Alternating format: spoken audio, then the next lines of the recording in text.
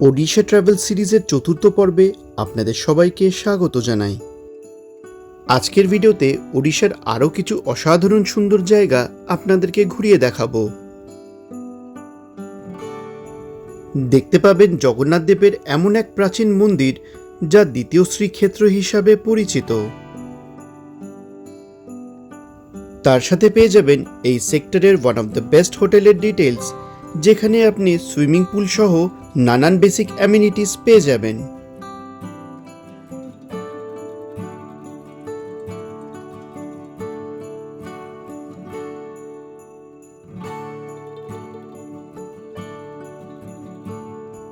এর আগে এই ট্রাভেল সিরিজের তৃতীয় পর্বে ঘুরিয়ে দেখেছিলাম ওড়িশার ময়ূরভঞ্জ ডিস্ট্রিক্টের নানান অফবিট ডেস্টিনেশনস, যেমন শঙ্করমারা ড্যাম, বালিডিহা ড্যাম, শিমলিপাল ন্যাশনাল পার্কের ভেতরে অবস্থিত লুলুং ভিউ পয়েন্ট, আর তার সাথে ঘুরে নিয়েছিলাম সীতাকুণ্ড ওয়াটারফলস।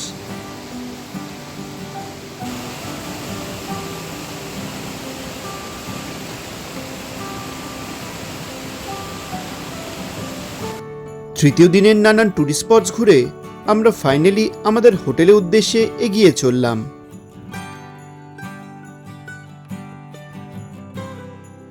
আমাদের ডেস্টিনেশন হোটেল সিপ্রন ইন।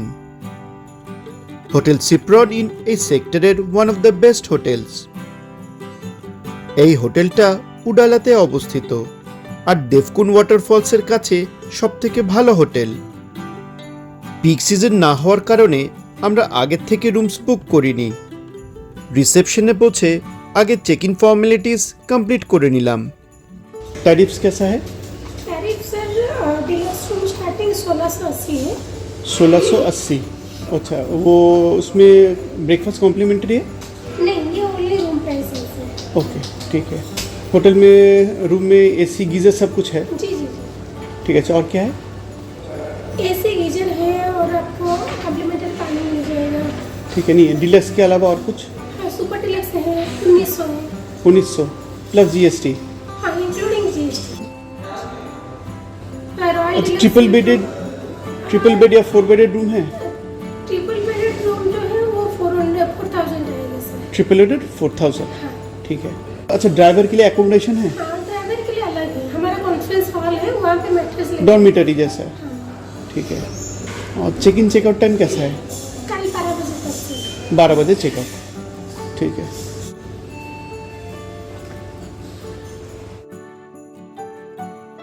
হোটেলে সুইমিং পুলও পেয়ে যাবেন। রুমসগুলো মোটামুটি ভালো, পরিষ্কার আর স্পেশিয়াস। সারাদিনের ট্রাভেলের পরে আমরা স্নান করে একটু রেস্ট নিয়ে নিলাম। প্রাইস অনুযায়ী রুমসগুলো কেমন লাগলো আমাকে কমেন্ট সেকশনে অবশ্যই জানাবেন। হোটেলের কন্ট্যাক্ট ডিটেলস দিয়ে রাখলাম, ভিডিওকে পজ করে দেখে নিতে পারেন। আর এই হলো এই হোটেলের in-house restaurant.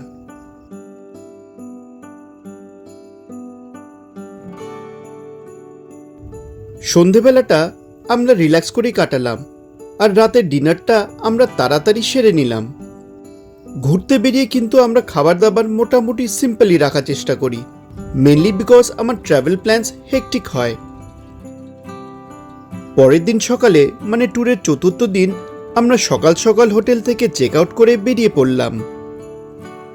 On the way আমরা রাস্তায় একটা ধাবায় ব্রেকফাস্ট সেরে নিলাম। ভিডিওটা ভালো লাগলে লাইক করবেন আর নতুন ভিউয়ার হলে ফার্দার ভিডিওর নোটিফিকেশনের জন্য বেল আইকন প্রেস করতে ভুলবেন না। আর ভিডিওটা ভালো লাগলে হাইপ করতেও ভুলবেন না।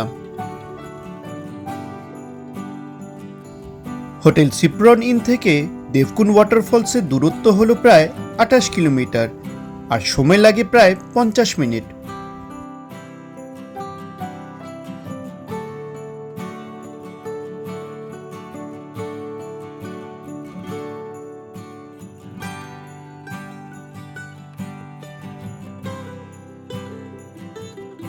পার্সোনালি আমি অফবিট ডেস্টিনেশনস ঘুরতে খুব ভালোবাসি, তাই আপনারা আমার চ্যানেলে অনেক অফবিট ডেস্টিনেশনের ভিডিওস দেখতে পাবেন। এই সিরিজের আগের 3টে পর্বের ভিডিওর লিংক আমি পিন কমেন্টে দিয়ে দেব। এখান থেকে দেবকুন্ড ওয়াটারফলসের দূরত্ব আরো 9 কিলোমিটার।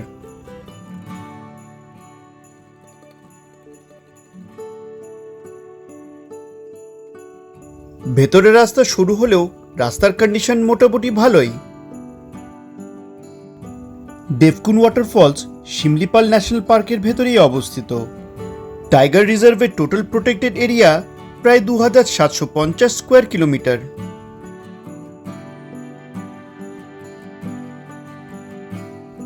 আর ফাইনালি আমরা দেবকুন্ড ওয়াটারফলসের এন্ট্রি পয়েন্টে পৌঁছে গেলাম।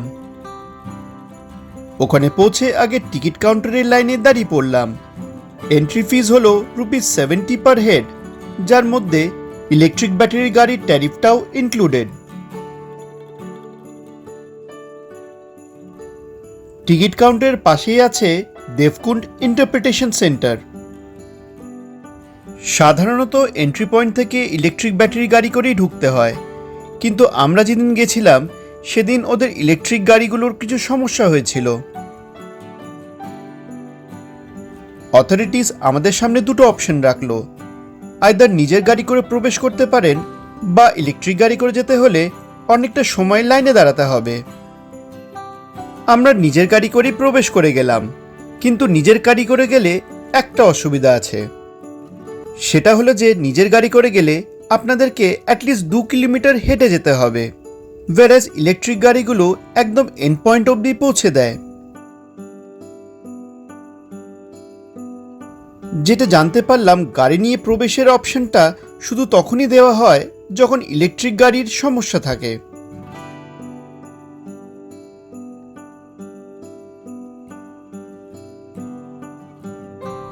যদি আপনাদের হাতে সময় থাকে তাহলে ইলেকট্রিক গাড়ি করে প্রবেশ করাটাই প্রেফারেবল, কিন্তু আমাদের তো টাইট শিডিউল ছিল, আমাদের পক্ষে বেশিক্ষণ লাইনে দাঁড়ানো সম্ভব ছিল না।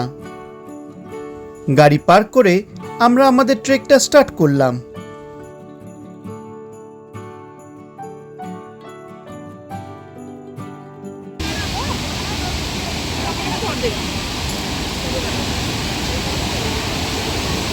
এই দেখুন রাস্তার উপর দিয়ে কত জল যাচ্ছে।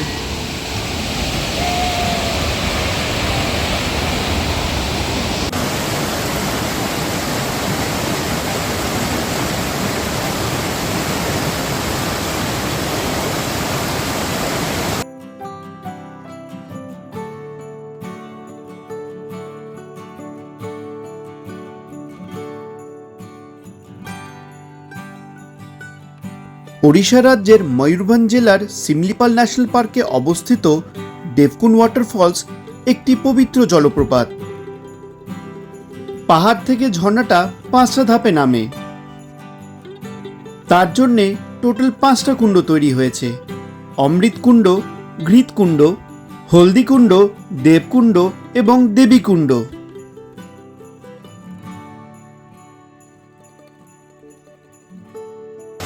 মা অম্বিকার মন্দিরে পৌঁছানোর জন্য এই সিঁড়ি দিয়ে উঠতে হবে।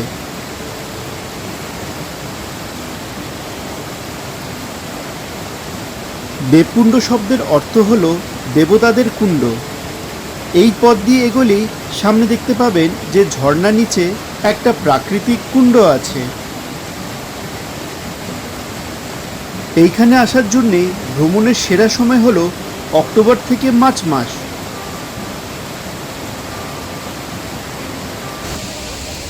এইখানে সিমেন্টেড ব্লকস রাখা আছে, যার উপরে পা দিয়ে আপনি ওই পারে যেতে পারবেন। এই হলো দেবকুন্ড ওয়াটারফলস। কি অসাধারণ দৃশ্য!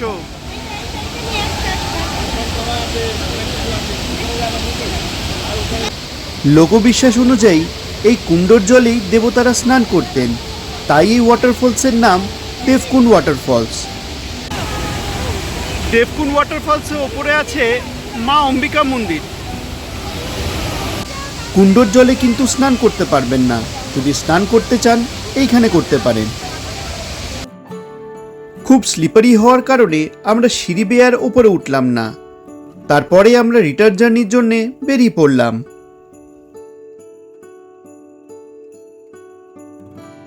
দেবকুন্ড ওয়াটারফলসে আসার আগে কিছু জিনিস খেয়াল রাখবেন।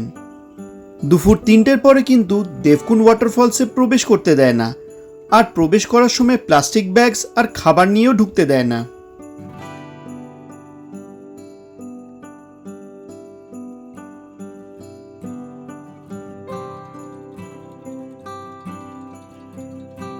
দেবকুণ্ড ওয়াটারফলস থেকে বেরোনোর পরে আমাদের পরবর্তী গন্তব্য হল বারিপাদার জগন্নাথ মন্দির।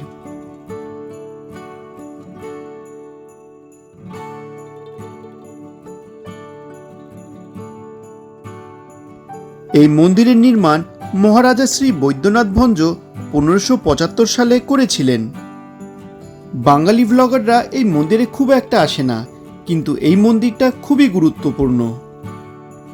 জগন্নাথ দেবের এই মন্দির দ্বিতীয় শ্রীক্ষেত্র হিসাবে পরিচিত। মন্দিরের গর্ভগৃহে ক্যামেরার ব্যবহার নিষিদ্ধ। মন্দিরে দর্শন করার পরে আমরা বারিপাদা টাউনের একটা রেস্তোরাঁয় লাঞ্চটা সেরে নিলাম, আর লাঞ্চের পরে বেরিয়ে পড়লাম আমাদের পরবর্তী গন্তব্যর উদ্দেশ্যে।